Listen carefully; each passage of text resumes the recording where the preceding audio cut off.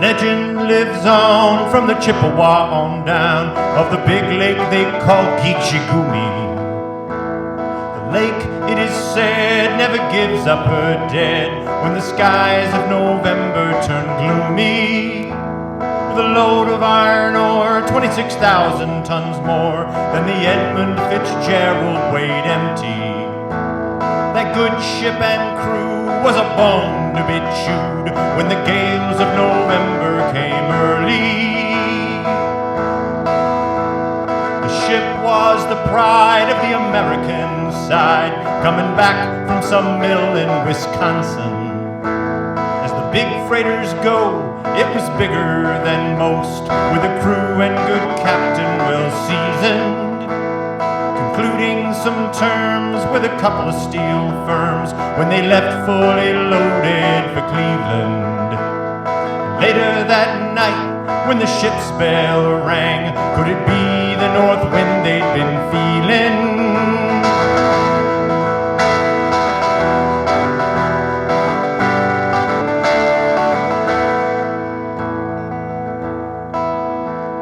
The wind in the wires made a tattletale sound, and a wave broke over the railing.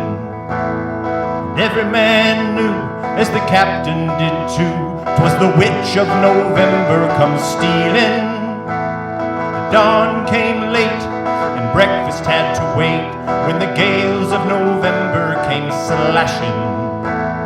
When afternoon came, it was freeze and rain in the face of a hurricane, a west wind.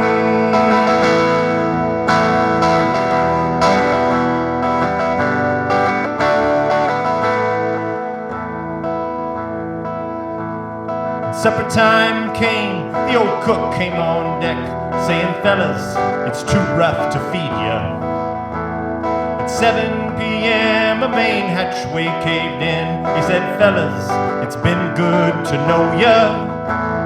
The captain wired in, he had water coming in, and the good ship and crew was in peril.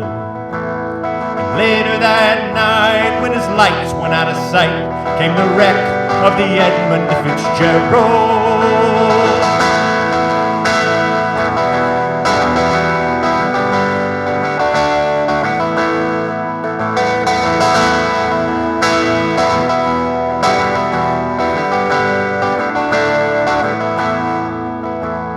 Does anyone know where the love of God goes when the waves turn the minutes to hours?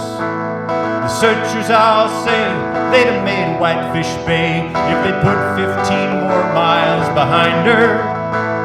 They might have split up, they might have capsized, they may have broke deep and took water.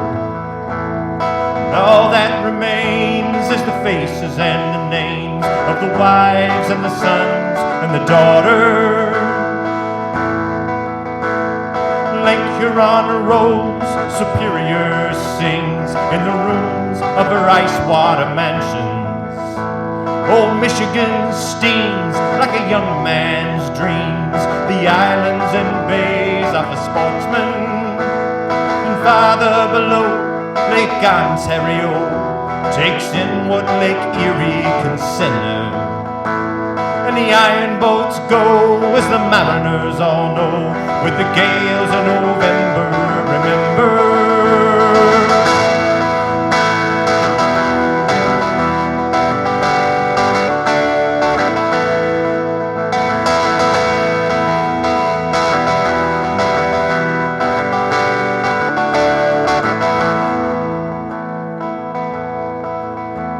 In a musty old hall in Detroit, they prayed in the Maritime Sailors Cathedral. The church bell chimed till it rang 29 times for each man on the Edmund Fitzgerald. The legend lives on from the Chippewa on down of the big lake they call Gitchigumi. Superior, they said, never gives up her dead when the gale